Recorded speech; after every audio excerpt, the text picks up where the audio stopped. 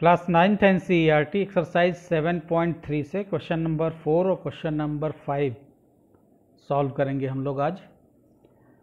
Question number 4 में आपको दिया हुआ है BE and CF are two equal altitudes of triangle ABC.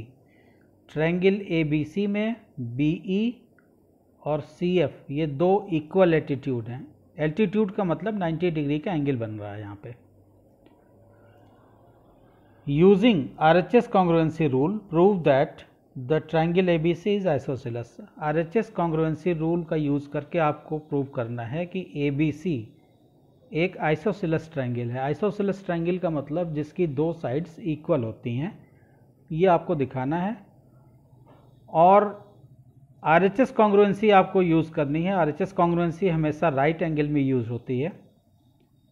तो आपका CFB, इस ट्रायंगल को देखिए, CFB और BEC,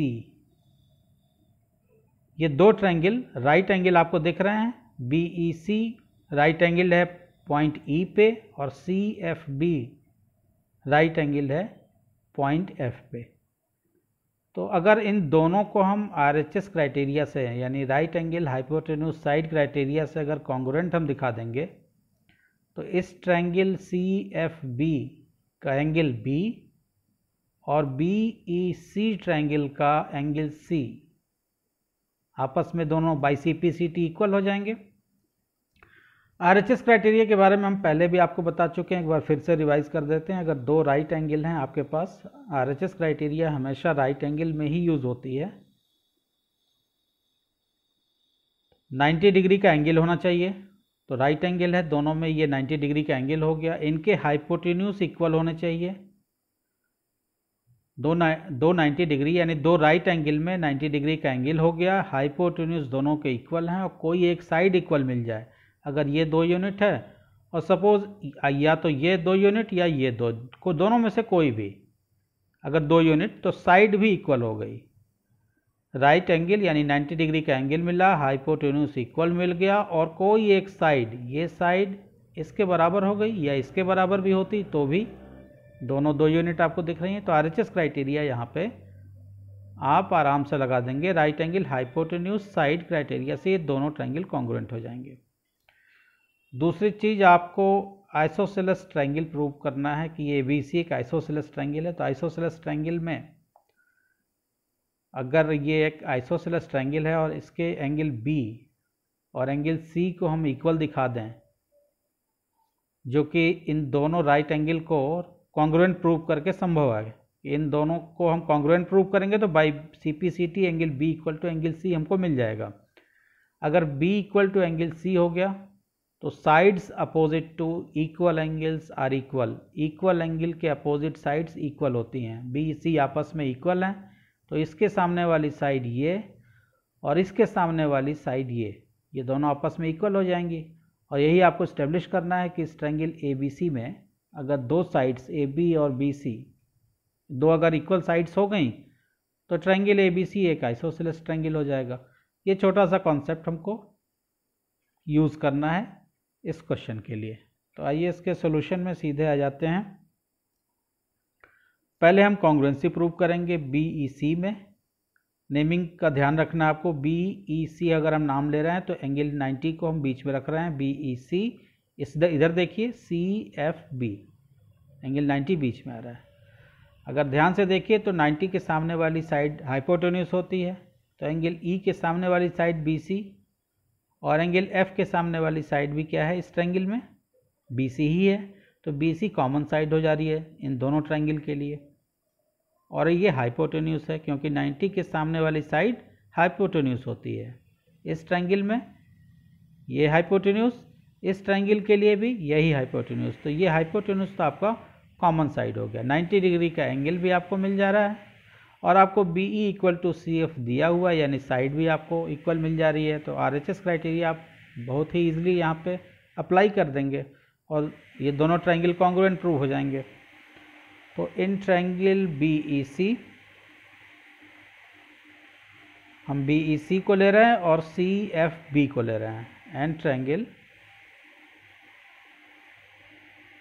सी एफ बी, हमारे पास जो फाइंडिंग है वो हम नोट कर लेंगे। सबसे पहले एंगल से ही शुरू करते हैं। इसका एंगल ई और इसका एंगल एफ दोनों 90 के हैं, तो angle E equal to angle F. इसका रीजन ईच 90 डिग्री, हर चीज़ का रीजन आप ज्योमेट्री में ज़रूर देंगे। तो angle E equal to angle F हो गया।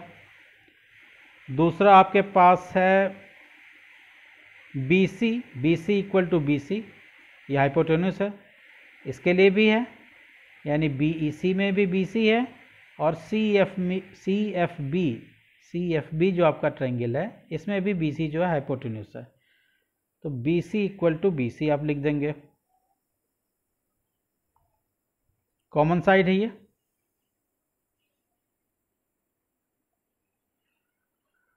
और आपको एंगल आपको 90 का मिल गया, आपको हाइपोटेन्यूस मिल गया, और ये एक साइड, यानी आप लिखेंगे B E equal to C F. ये दोनों एल्टीट्यूड आपको दिए हुए हैं कि दोनों इक्वल हैं, altitude B E and C F are equal. तो बी ई इक्वल टू इसका बी ई और इसका सी एफ, ये दोनों आपस में इक्वल हैं। B E equal to C F, ये आपको गिवन है। तो angle E equal to angle F, ये आपका राइट एंगल हो गया, यानी R. B C equal to B C आपका हाइपोटेन्यूस हो गया,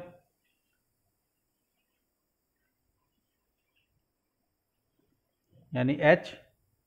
और B E equal to C F, ये आपकी साइड हो गई।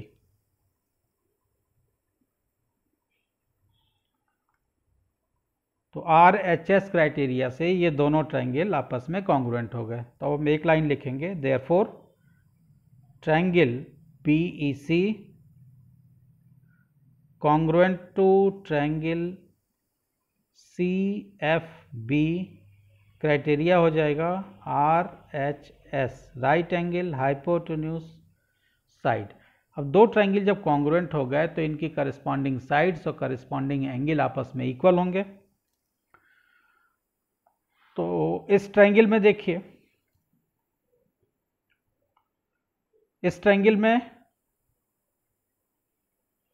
एंगल बी, इस ट्रायंगल में एंगल बी, और बी ई सी में सी, ये ट्रायंगल बी ई सी का ये ट्रायंगल, ये वाला एंगल, और सी एफ बी का, सी एफ बी ट्रायंगल में देखिए तो ये एंगल सी एफ बी का ये एंगल और बी ई सी का ये वाला एंगल, यानी एल्टीट्यूड के सामने वाला एंगल। आप देखिए एल्टीट्यूड के, इस ट्रायंगल में एल्टीट्यूड के सामने वाला एंगल ये हो गया, और इस ट्रायंगल में एल्टीट्यूड के सामने वाला एंगल ये हो गया। तो एल्टीट्यूड के सामने वाले दोनों एंगल आपस में करस्पॉन्डिंग एंगल होंगे, और करस्पॉन्डिंग एंगल आपस में इक्वल होते हैं। करस्पॉन्डिंग साइड्स भी आपस में इक्वल होती हैं दो कॉन्ग्रुएंट ट्रायंगल में। तो यहां से आप फाइंड कर लेंगे angle C equal to angle B E C में, एंगल बी ई सी का triangle angle C, B C का angle C, C F B के एंगल बी के बराबर होगा, यानी इसका एंगल सी इक्वल होगा इसके एंगल बी के। By CPCT, corresponding part of congruent triangle C equal to B. अब यही आपको स्टेब्लिश करना था कि B और C अगर आप किसी तरह से दिखा दें कि ये दोनों इक्वल हो जाते हैं, तो ये ट्रायंगल ABC जो आपका है वो आप कह देंगे कि एक आइसोसेलेस ट्रायंगल है, और इसका रीजन भी दे देंगे कि sides opposite to equal angles are equal.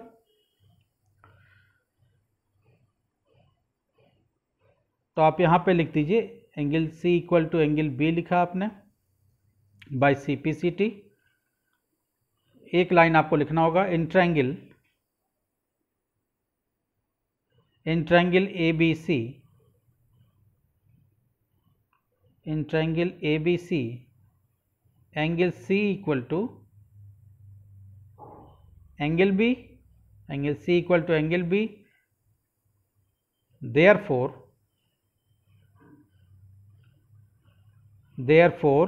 AB equal to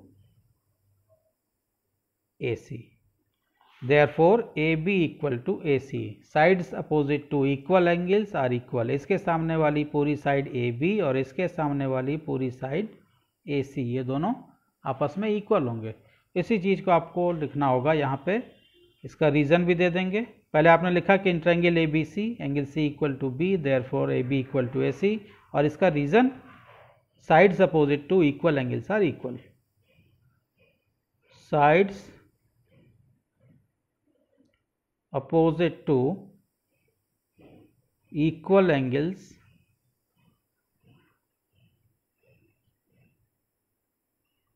are equal. Equal angle की अपोजिट साइड्स आपस में इक्वल होती हैं, हेंस ये लास्ट लाइन आपकी हो जाएगी, hence triangle ABC is an isosceles triangle.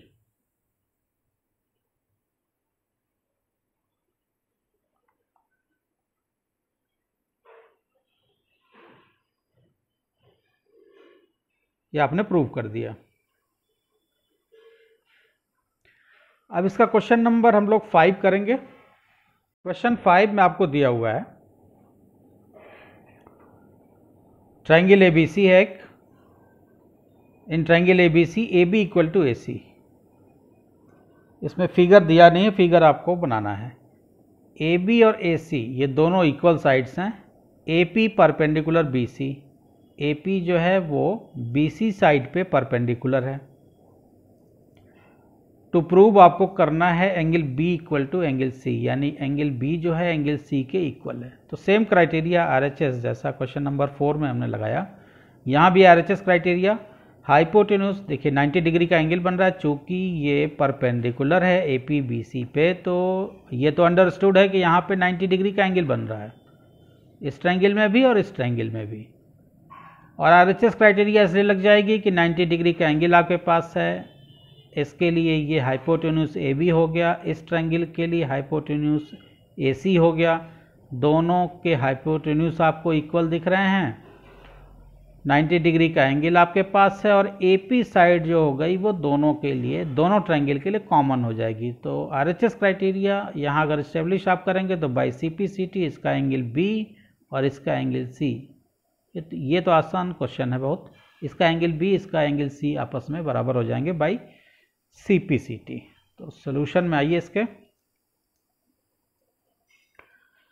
In triangle APB और APC, आप APB को देखिए, इस तरह से हम नाम ले रहे हैं APB और APC।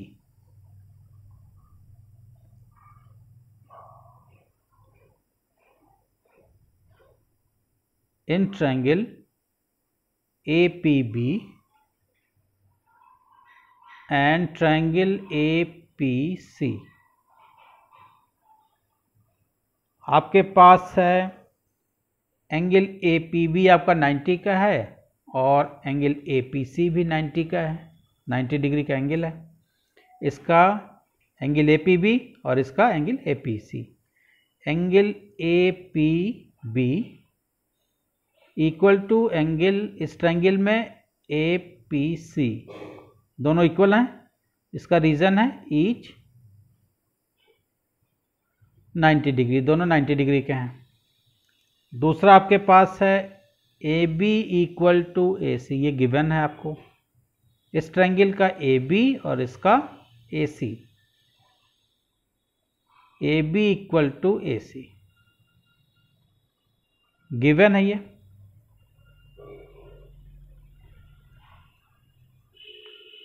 AP साइड को देखिए तो ये दोनों के लिए कॉमन है, AP इक्वल टू AP लिख दीजिए।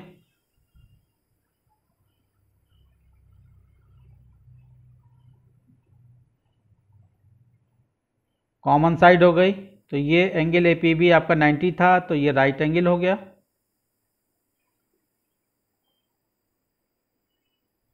R ये AB इक्वल टू AC, ये हाइपोटेन्यूज हो गया।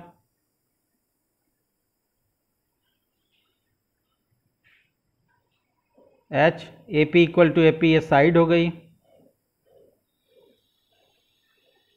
S R H S criteria से ए पी बी और ए पी सी दोनों आपस में कॉन्ग्रुएंट हो जाएंगे।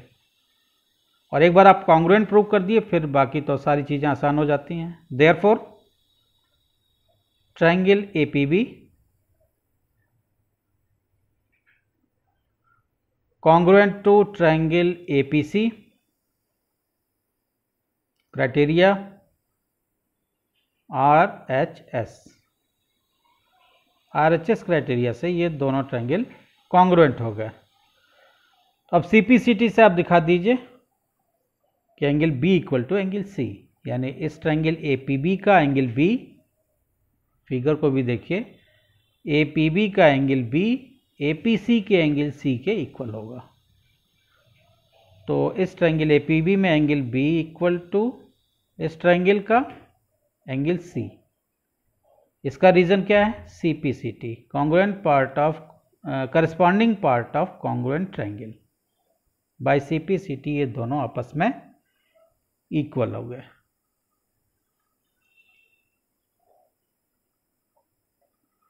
ये क्वेश्चन भी आपका प्रूव हो गया। तो इस वीडियो में आपने क्वेश्चन नंबर 4 देखा, क्वेश्चन नंबर 5 देखा, दोनों आसान क्वेश्चन थे और इसके साथ ये एक्सरसाइज भी आपकी कंप्लीट हो गई। नेक्स्ट वीडियो में हम लोग एक्सरसाइज 7.4 के क्वेश्चन करेंगे। वीडियो अगर अच्छा लगा है तो अपने फ्रेंड्स क्लासमेट में इसको शेयर कीजिए, चैनल को सब्सक्राइब कीजिए। Thank you.